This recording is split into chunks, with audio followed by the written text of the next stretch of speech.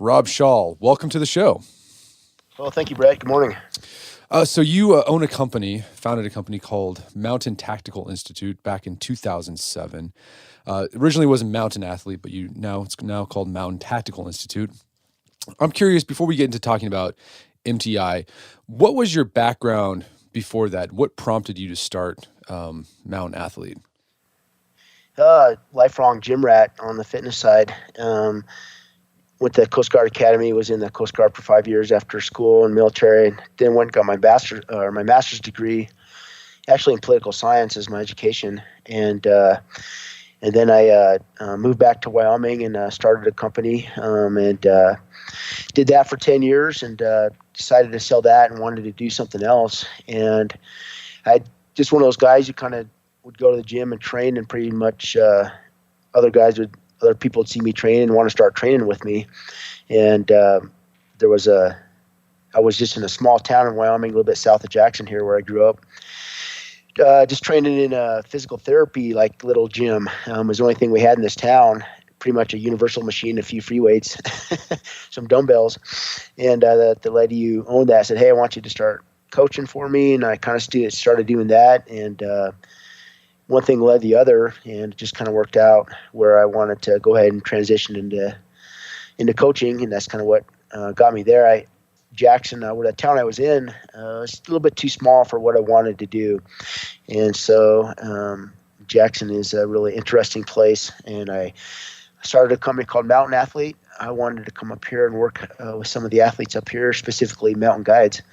And so I came up here and reached out to one of the guiding companies, said, "Hey, I'll train your guys for free." And made a lot of early mistakes. And everything's kind of developed from that. So what's MTI's focus? I mean, it's called Mountain Tactical Institute. So I'm guessing it's mountain athletes and tactical guys.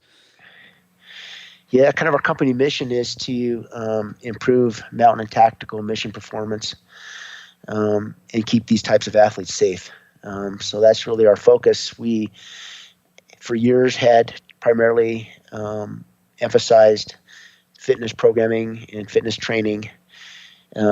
We did some other stuff too on the tactical side. We actually developed a system to train accurate marksmanship under stress, believe it or not. Did a lot of shooting. But then just about a year and a half ago, 2 years ago, we expanded our reach to start taking a look at policy, safety issues, gear. And so now we're pretty much a research institute. We cover all those different areas. Anything that has to do with mountain or tactical performance and mission success, we're interested in taking a look at. So with the mountain athletes, why do you think these folks needed specialized fitness programming? Isn't doing their job or activity enough? I mean, if you want to get better at skiing, like you just go backcountry ski a lot. You're right. There was really no, and there really is no strong tradition of gym-based fitness programming for mountain athletes, especially on the recreational side.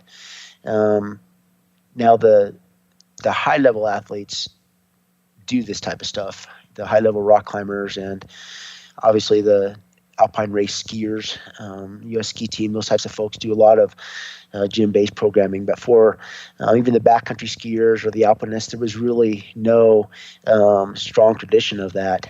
And my approach was just to get in there and see what we could do and develop a programming that transferred to mission performance.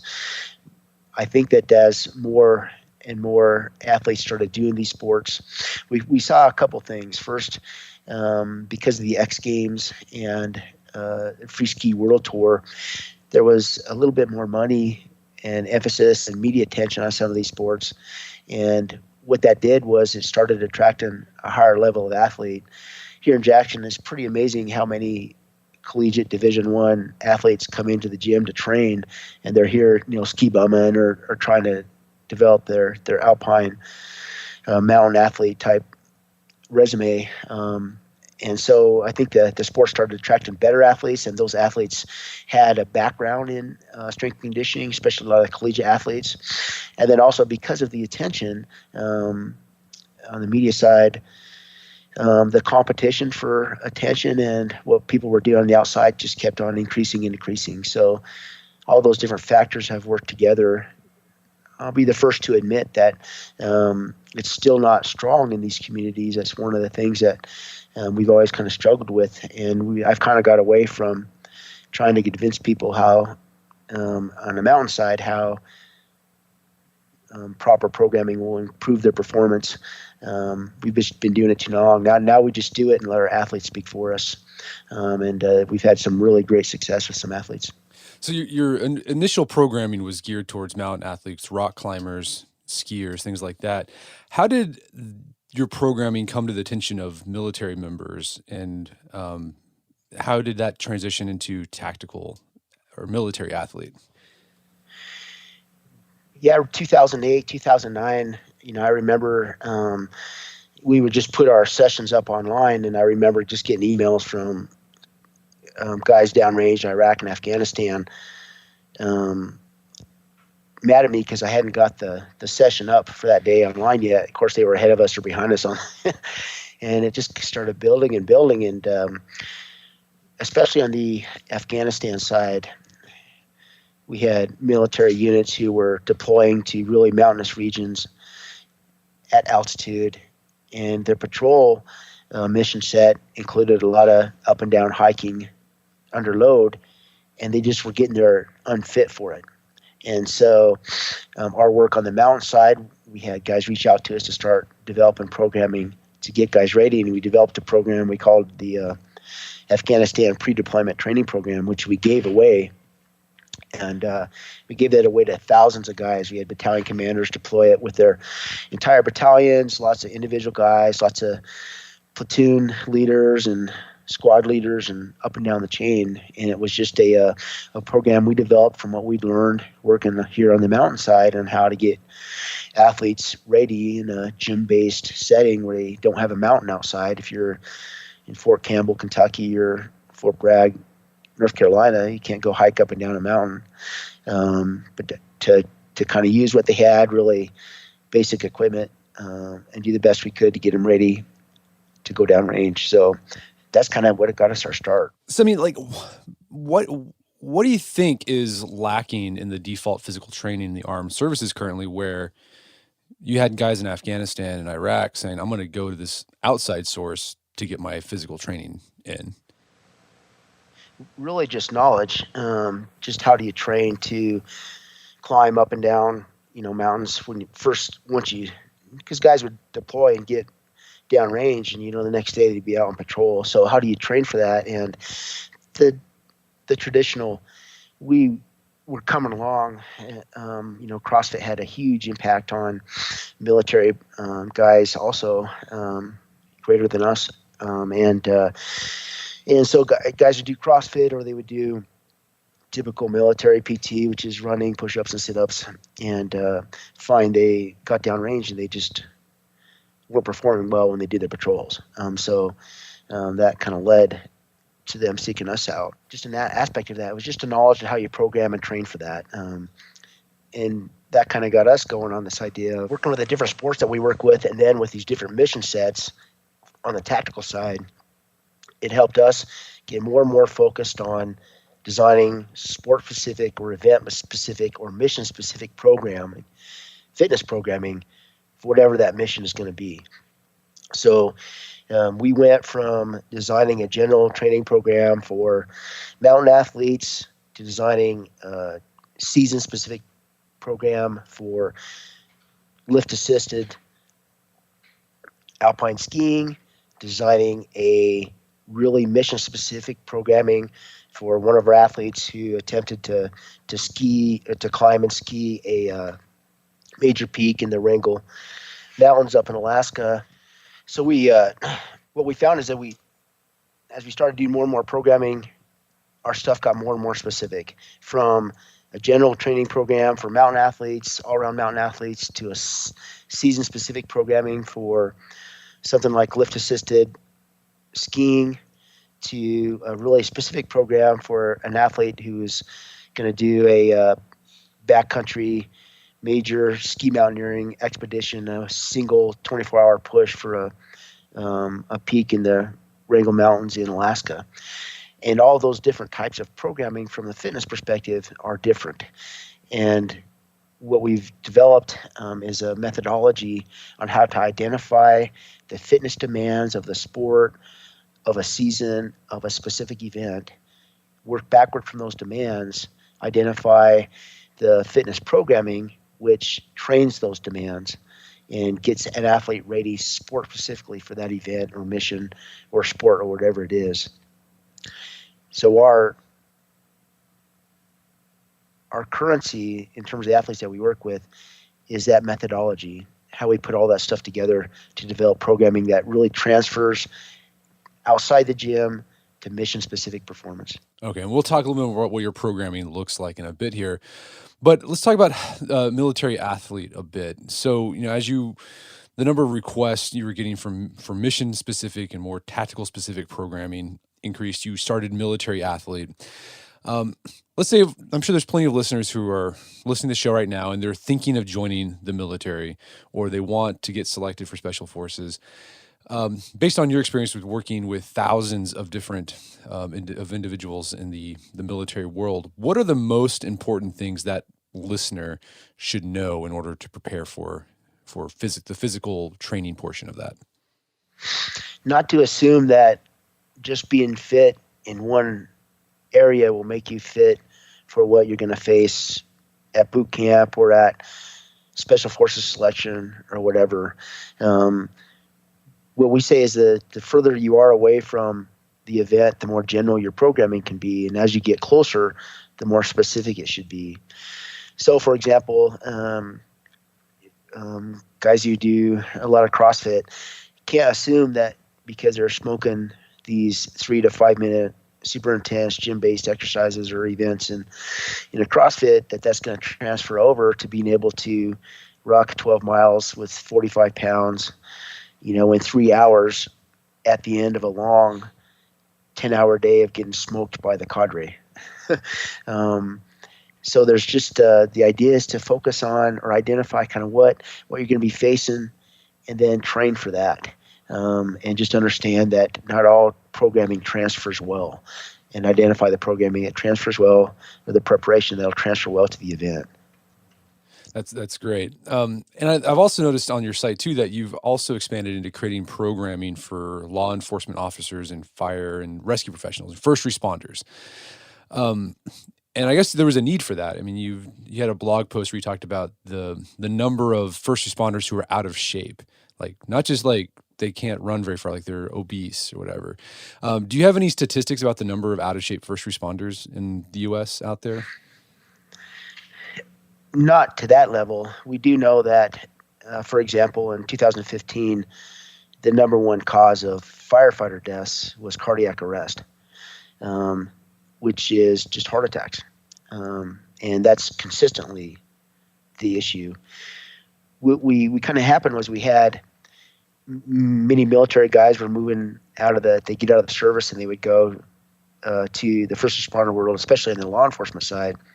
And then we also got some currency within the law enforcement guys on the side who were in there already, who found our stuff and started wanting us to start programming for cops and detectives and SWAT teams.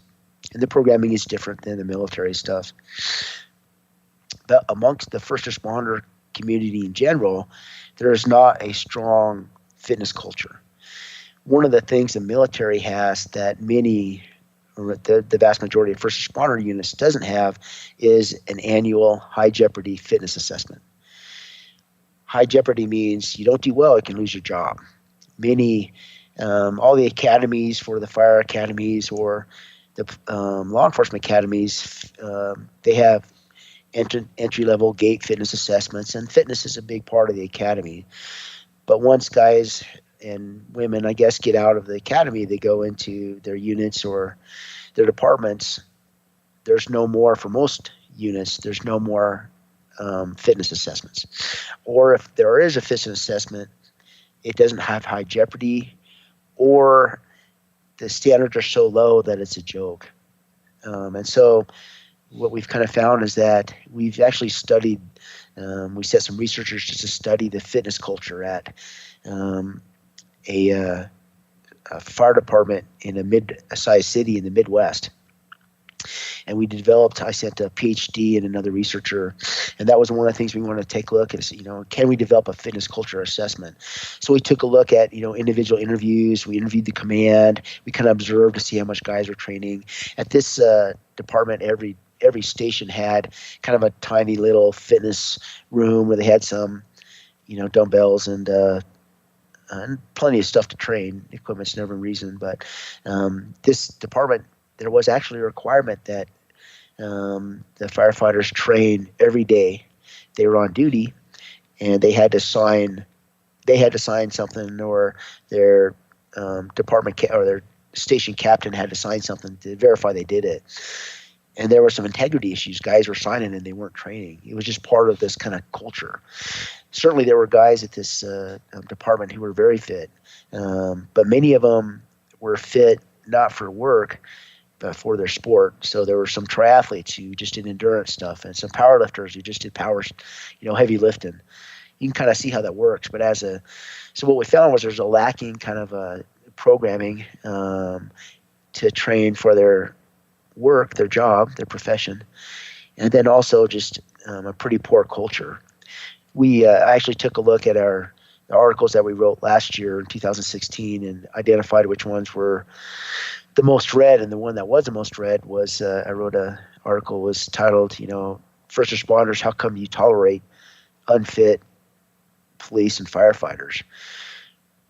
We had heard when I worked with lots of these guys and taught courses at departments, and there's lots of excuses on why first responders as a general, there's just not a strong fitness culture. And I just started thinking about it, that it's an incredible safety issue. An unfit fireman or a police officer can get himself killed or herself killed, and some of the people in the department, no matter what it is, killed also. It's a huge safety issue, but it's not really thought of that way. There are some other things that kind of prevent a strong fitness culture from being developed. One is that unions often fight fitness standards or fitness assessments. Down in Colorado Springs, a couple years ago, really enlightened. Colorado Springs is where the headquarters of the National Strength and Conditioning Association is, and the local police department kind of worked with the NSCA, kind of enlightened chief at the police department, to implement a high jeopardy fitness assessment at that department, and they had a gentle on-ramp for this fitness assessment to let everybody in the department know it was coming. Everybody took it. They had a chance to get up and do it well. Plenty of time. Coaching was offered. And when it finally got Jeopardy, when it was finally implemented, several of the female members didn't pass the assessment. And it was a Jeopardy assessment, so one of the first things that happened is if you didn't pass, you were taken off the street and put on desk duty until you passed it. And there was a lawsuit that came out of that. The officers who didn't pass sued the department. A judge put a stay on the fitness assessment. This is a fairly common thing. So there are just some things on the military side in terms of culture, in terms of this high jeopardy fitness assessment that is done every year, how it's related to, you can't be an up-and-coming officer in the Army these days and not have a pretty smoking PFT score. It's going to hurt your performance evaluation. All those things make it easier to have a stronger fitness culture in the military, and those tools aren't there on the first responder side. The other thing that's really interesting on the first responder side, there's just so many interesting things about it, is that in the military, if you get, past 40, you're pretty much done being on the tip of the spear. Even on the enlisted side, you're high enough ranked where chances are you're not running and gunning with the boys anymore. But on the first responder side, that's not the case. I just saw a statistic today where the average or the biggest age block for firefighters in the nation is like 41 to 50. So it's entirely possible to be a policeman or a firefighter in your late 40s or 50s and actually be, the guy on the nozzle going in to fight the fire. And we work with several guys who do that. So they can work longer at, kind of the tip of the spear and be in danger, which would point to even a greater need for fitness. But you've got this thing that's called legacy members is the term for it. These legacy guys are like, I'm too old to do that, or I didn't do that when I was coming up, so I don't need to train now, or I'm so street smart or fire aware that I'll never get myself in a situation where I'll need to have a great fitness. It's just an interesting dynamic that really works against developing a fitness culture. The other thing that is kind of interesting, as I've worked with first responders, especially on the law enforcement side, but really both, how much respect I've gained for them. In the military, even if you're at a Tier 1 Special Forces unit, those guys generally know when they're going to be in harm's way and when they aren't. But for a policeman or a firefighter, it's like they're deployed all the time. Any normal traffic stop could result in, a dangerous situation. So it's just I really have developed a high level of respect for these athletes, and we've just been trying to work with them. Again, kind of like on the mountainside, we kind of step back and try to convince people why fitness is important. And we're trying to identify the people who agree with us in the first responder side, give them the tools they need to train sport specifically for their job, and just let others take notice. We kind of found that in general, the top performers in the military first responder side also happen to be pretty darn fit. And there's a reason for that. Fitness improves everything. If you have a cop who just depends on his fitness, his body, to keep himself safe and his partner safe, and he's obviously deconditioned, it makes you wonder about how that cop is doing the other aspects of his profession. Is he doing his paperwork properly? Is he going to the range and he's spending time with his weapon?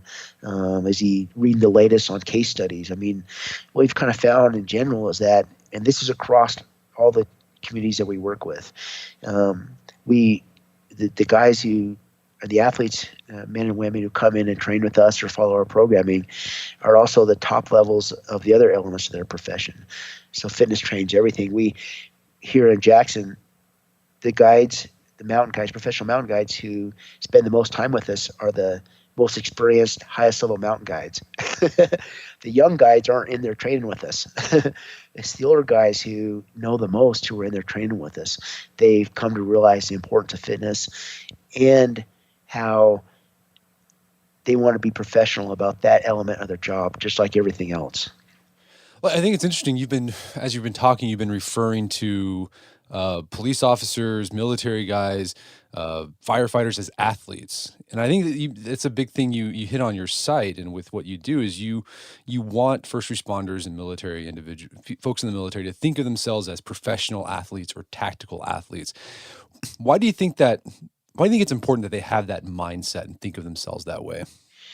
Well, if you're a cop and you get injured, you can't do your job. You're not going to get paid. So there's a direct link between health and fitness for a first responder, a mountain guide, or a tactical athlete and their paycheck. Just like there is for an NFL quarterback. If an NFL quarterback gets injured because he's unfit or isn't fit coming into camp, he can lose his job. It's a direct link to his paycheck. That's kind of how I define an athlete. In that sense, we have a term we've used before called industrial athletes, plumbers, carpenters, HVAC guys. Those guys are athletes too. If they get hurt or something, and they're not fit enough to do the job, they're just not going to get paid. So it's almost an economic point that I want to make. But also, there's an idea. It's kind of cool to be a professional athlete. I'm a strength and conditioning coach, so I kind of work out for a living, right? But there's no real transfer over to my real job. We are purposely use that term. We call the the people who come to our gym, athletes, we don't call them clients. The semantics is important. I think it lays it brings a level of currency to the work that they're doing. If they think themselves of athletes, I think it just helps them embrace this idea that they're training for their job and their fitness is an important part of their profession, a really important part of it. And hopefully it'll encourage them to invest in it, do it well, get self-educated, and also set an example for other first responders or military guys or mountain people out there to kind of follow their lead. What's the overarching philosophy behind becoming a tactical athlete? And I mean, are there different fitness or skill aptitudes a tactical athlete should have? Yeah, we've actually even broken it down further. We've identified 5 types of tactical athletes and fitness demands for each type. Many of the fitness demands carry over, but some have all of them and some don't. So, for example, a military, like an Army Ranger or infantryman or a Special Forces guy, they need a high relative strength. Relative strength is strength per body weight. We're not trying to develop Olympic weightlifters or world champion powerlifters or bodybuilders. We just want athletes who have high relative strength. Our strength standards for tactical athletes are not super aggressive and ambitious. In the strength world, they're relatively moderate. But for athletes who have a myriad of fitness demands, they're fairly high level. We want them to have a high level of work capacity. But when we talk about work capacity, it's not like it's just any type of work capacity. Tactical athletes, law enforcement, fire rescue, military, they need to be able to do repeatable. They need to be, on the work capacity side, they need to be able to sprint repeatedly. Sprint, recover, sprint, recover, sprint, recover. So not only do they need high work capacity for multimodal stuff, we're not sure what type of event they're going to face out in the field. But we do know that in general, they need to be able to sprint. On the endurance side, our military athletes and our mountain athletes need a high level of endurance. But it's not just any type of endurance. Military athletes don't need to bike. They don't need to row. They need to be able to run, and they need to be able to ruck run or ruck well for long distances and recover from it. On the mountain side, athletes need to be able to run and hike uphill under load and recover from it. On the law enforcement side, one of our fitness attributes for law enforcement guys on the patrol and detective side is upper body hypertrophy. A cop who has a big chest and biceps, that could be actually a tool to intimidate bad guys from trying something stupid. So we actually train our programming for cops. We'll have upper body hypertrophy in there, and we'll manipulate our sets and reps and have different cycles which emphasize upper body hypertrophy. We have identified fitness attributes for tactical athletes, and then amongst that community, which ones apply to the different professions, and then we program from there for those individual professions. And I also noticed you also put emphasis on durability across your different athletes. Yeah, the more I've worked with durability, the more, I guess, contrarian to what generally happens in the strength and conditioning world I've become. Early on, we kind of jumped into the idea of durability, and I went and got FMS certified through Gray Cook, and we implemented the FMS. Are you familiar with the FMS, Brett? It's functional movement system, right? Yeah, it's called the functional movement screen, Well, for our listeners who aren't familiar with that, can you explain what that is? The functional movement screen was developed, a decade or so ago by a couple of PTs on the East Coast. And what they claimed it did was it was just a screen of different movements and exercises that they could put athletes through that had some predictive value on injury in the event or whatever they were doing. So if athlete didn't score above a certain level in this screen, their chances of getting injured were greater, is what the FMS founders or designers claimed initially. And so this is a great, all of a sudden, it's a great tool. This is the idea. The idea in general is that really proper movement transfers to durability. And these guys claimed that they had a screen to identify what was a proper level of movement. And then based on how you did on the exercises, they had on the screen, they had exercises you could train to get better at the screen. And we initially really jumped on that idea and did it with all our athletes and implemented their exercises. And we also followed what was going on with other PTs and other type of mobility and durability thought out there. But the more and more I worked with that type of stuff, the less and less value I thought it had. And that's continued. Right now, my durability equation is durability equals 95% sport/mission/event fitness plus 5% durability and mobility. There's an emphasis on the fitness side for sure. And so we've kind of come to the point where being sport specifically fit for whatever you're going to do is the greatest buffer you're going to have to stay durable. And when we started to take a look, and there's been several studies that have come out now who have questioned the FMS's ability to predict durability. There was one of the studies that initially caught my eye was it was of several hundred Marine Corps OCS candidates, and they were given the FMS, and the way I understood it was that the FMS predicted, fairly well how much injury would come out of OCS. But then when they started taking a closer look at it, now it was the FMS plus their USMC PFT scores that really was the greatest predictable when they put them together. And then when you broke it out a little bit further, the PFT scores were really the greater, had a greater alone than the FMS. Anyway, as we've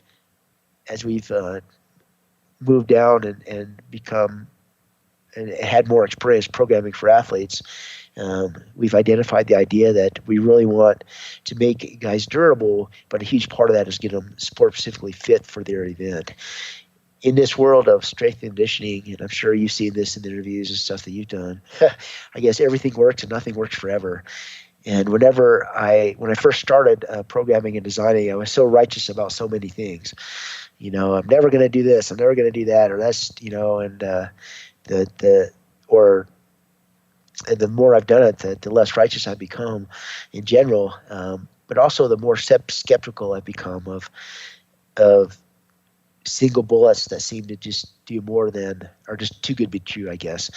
And so from our perspective, the durability is primarily just a high degree of relative strength, high degree of sport-specific fitness. So if you're a guy going down range and you're going to go to a tactical situation on the military side, chances are if you do come under fire, you're going to be sprinting, hitting the ground and shooting and getting up and doing it again. And if you're not used to doing that, you're not going to have the work capacity to do it. If you're not used to doing it under load, with your kit and your weapons and all your ammo, you may not have the midsection strength especially if you do it for a while, the strength endurance and all that stuff can lead to injury. So durability is a huge part of what we do, obviously. And our focus is just getting guys sport specifically fit for what they're going to be facing. Right. So foam rolling is going to help you carry load sprinting. We do a little bit of foam rolling, but it's not a huge part of what we do. All of our sessions include generally, mobility exercises. We'll plug in mobility exercises, especially in strength circuits. In the strength circuit, to keep guys busy, give them something to do as they're resting between sets. But also, we do know it carries. There is some carryover, but there's having a great overhead squat does not mean you won't get injured if you're not sport specifically fit. At the same time, I've seen, it's just what I've kind of found anecdotally is the the really good athletes, and I define a really good athlete as someone who really moves well in space. And so they're the ones who smoke the FMS. I found they're delicate for whatever reason. Part of that might be that really good athletes are much more in tune with their body, and so a little ding will make them, freak out. And other athletes, kind of like me, we don't score well in the FMS, but I'm like an F-150. My first truck was old 79 F-150, and that thing got dinged and beat up, and I run into walls with it, and it just kept on going. It was very durable. So I guess taking a step back, we just kind of found that the best thing I do for my athletes on the durability side is increase their relative strength and get them specifically fit for the event or the mission or the job they have. That's the best thing I could do. Rob, do you think there's any value for civilians striving to become a tactical athlete? I think the best thing that anybody can do for their fitness life, what I've kind of found over the years, and as a guy who's been I'm 48, kind of lifelong gym rat, is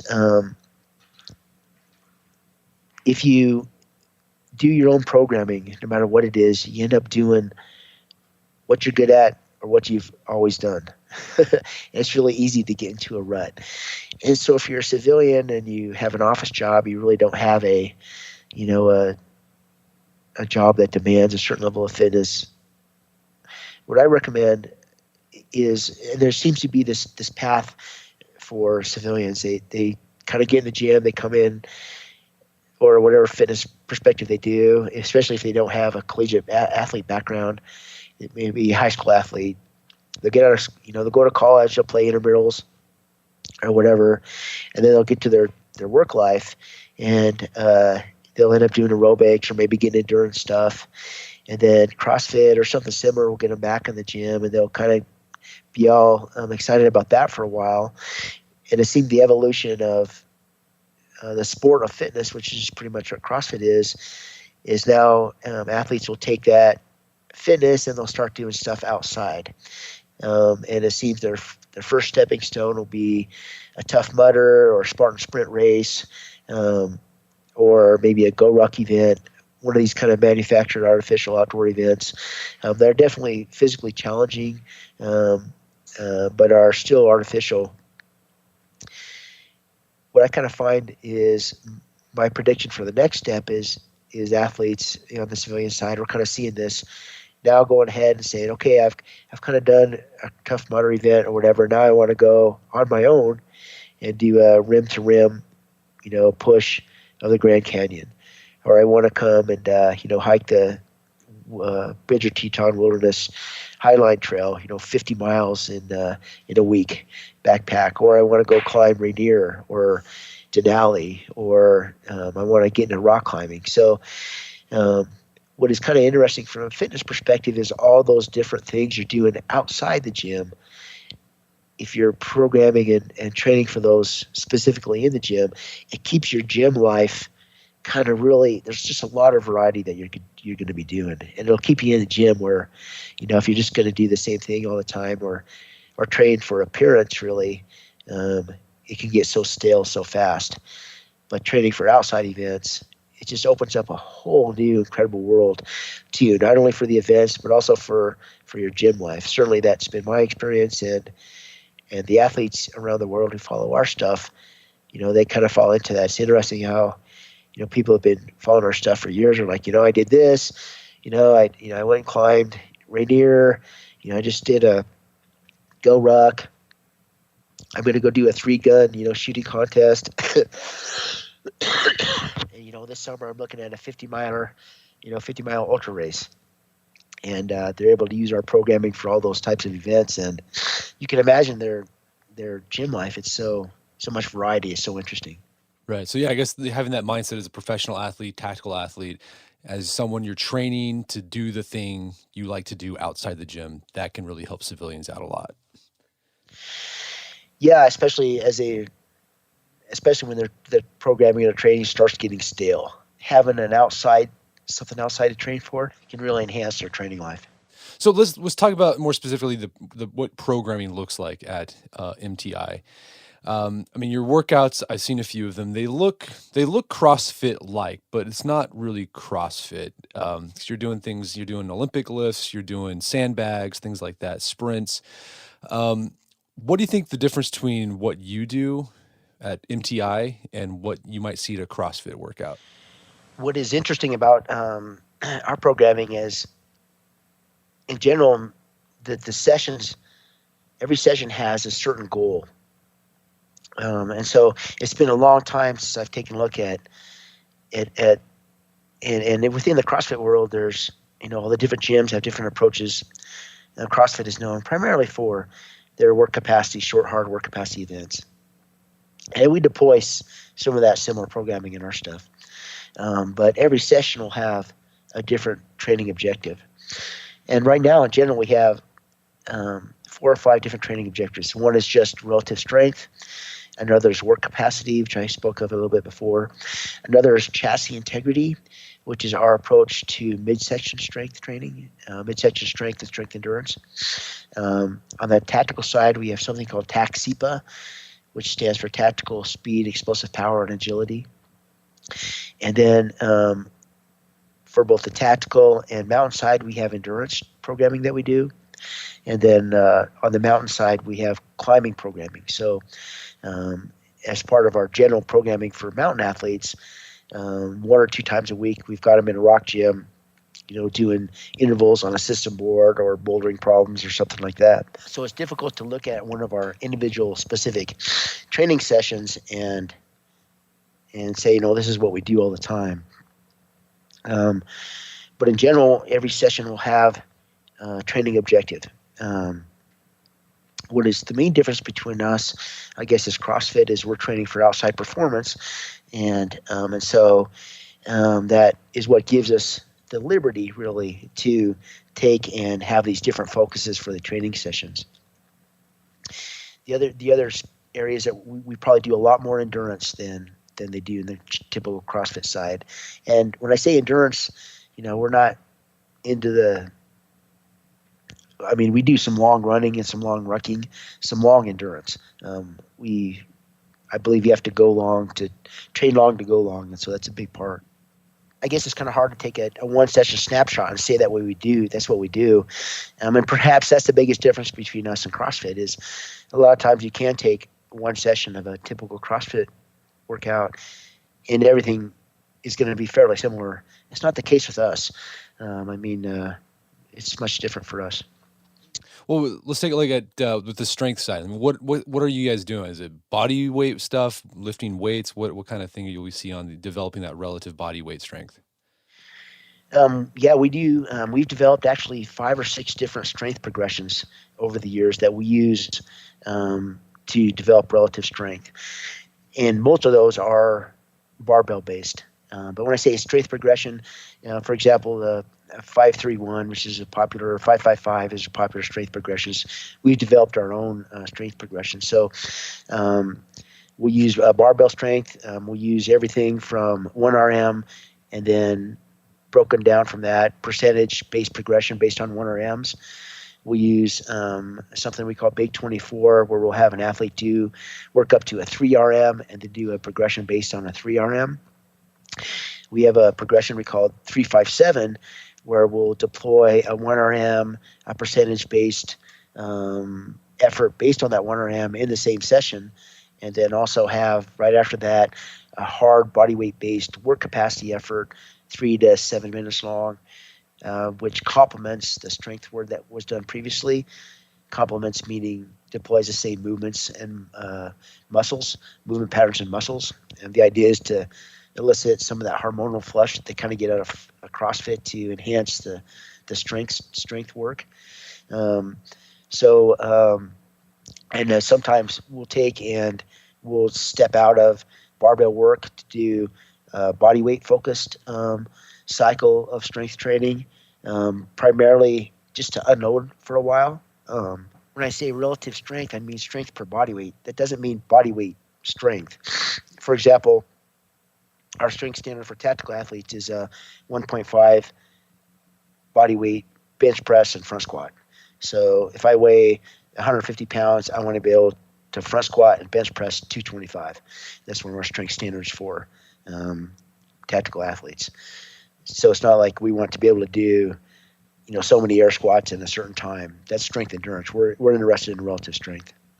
So I mean, I know you can't give like a broad sweeping look at what a program looks like, but it sounds like you're gonna have a workout where you'll do some strength followed by some work capacity, and then the next day you might do some endurance work, depending on what your mission specific goal is.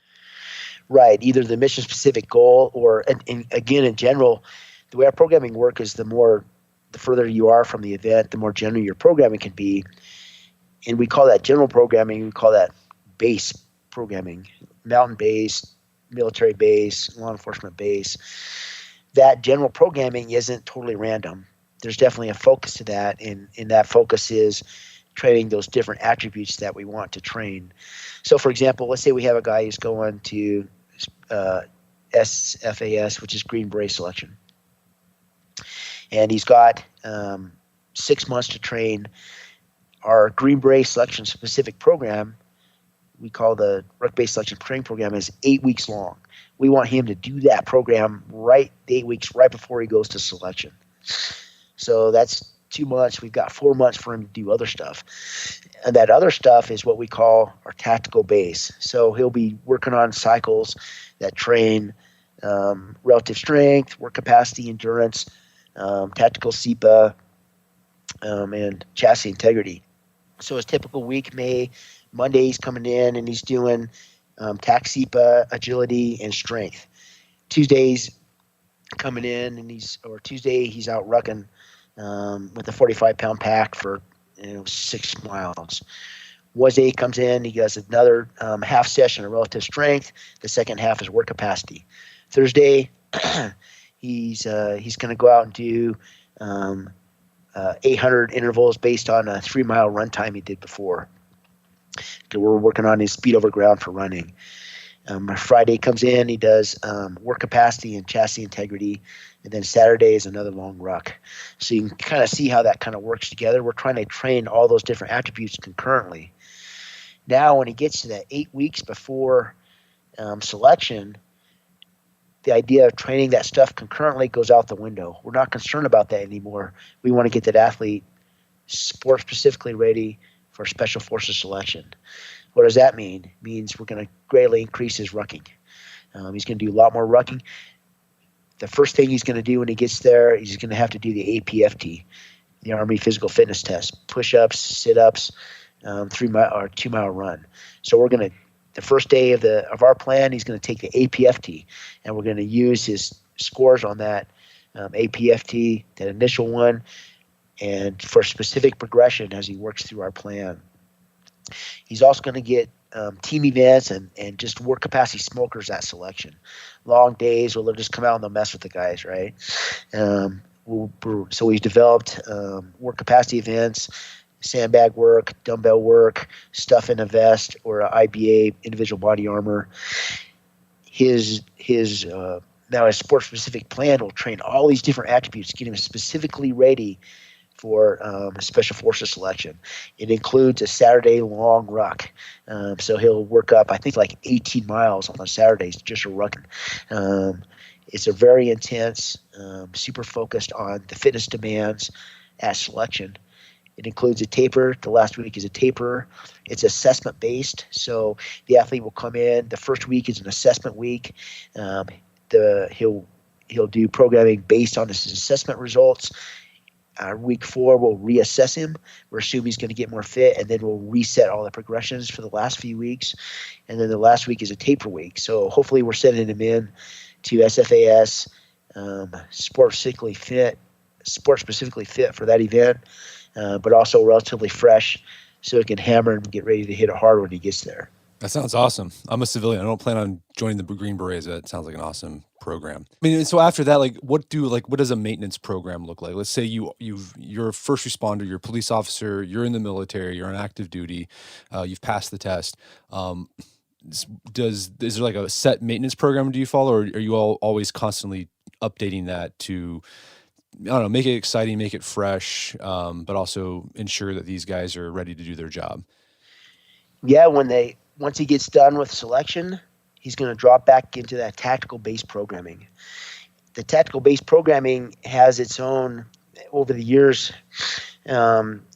we've each tactical based programming cycles, even on the mountainside, and all our cycles now are 6 weeks long, and each of them has a certain emphasis. So we'll be training on the tactical side, on the military side, relative strength, work capacity, endurance, chassis integrity, TAC-SEPA concurrently.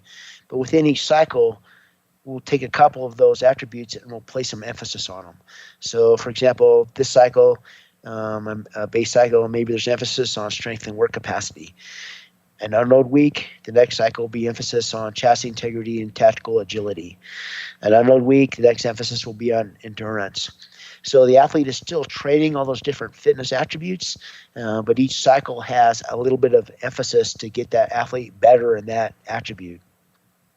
And what we've kind of found is that methodology creates a pretty incredible variety for the different athletes. We talk about what we call the burden of constant fitness for tactical and even mountain athletes, professional mountain athletes, but especially tactical athletes, military, fire rescue, and law enforcement. These guys, or these athletes, I hate to say guys, we work with plenty of female athletes, but these athletes, they can never really afford to be out of shape. And so they got to be constantly training, and that creates a burden. It can really lead to stillness in your programming if you keep on doing the same thing. Over the years, we found that our base fitness cycles really do a great job of addressing the stillness and keeping things interesting. Generally, in a base fitness cycle, there will be some type of assessment. So, for example, I mentioned the one earlier. Maybe he'll be, come out in the first week of the cycle. The athlete will need to do a 1 mile or a 3 mile run for time, and they will do progressions based on that assessment. In the middle cycle, will reassess it, and that assessment and kind of measuring yourself really helps keep things interesting. As well, our programming is continually evolving. Just last year, just this past couple of years, we changed the way we train mid-session strength completely with our new chassis integrity theory. We introduced TAC-SEPA. So it's not like our programming is static. We're continually evolving it as we look to find things that work better, work well. One of the changes that we made just this past year was we got away from what I call garbage reps. I'm 48. I've probably been doing my programming longer than anybody, and my knees are just stiff. They're pretty damn stiff all the time now. And I wonder if all of the lightly loaded squats and lunges I did in the past, kind of following, like a bunch of thrusters to a run or something, if that had impacted my knees. So we've gotten away from, if we're going to work deep squatting movement, we're going to go either really heavy or body weight. We're not going to do just moderately loaded stuff.